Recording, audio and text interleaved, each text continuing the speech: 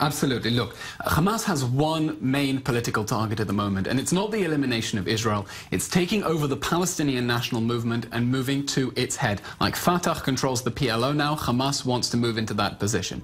So by releasing a new charter in which it says there is no alternative to liberating the whole of Palestine from the river to the sea, it's very, very clear on that.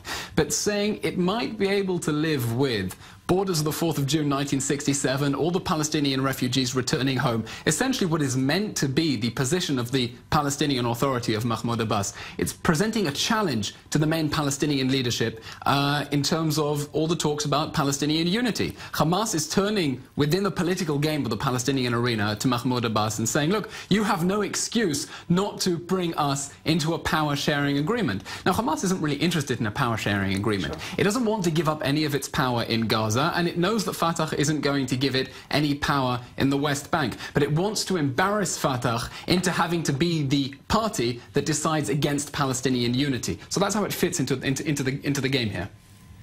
Now, my question also is, when we're looking at this, how does this affect overall Palestinian relations with Israel when we're saying that the Hamas and Fatah are having this power struggle? Just briefly, in a few seconds as we're finishing up, what does this mean for talks with Israel, talks with President Trump?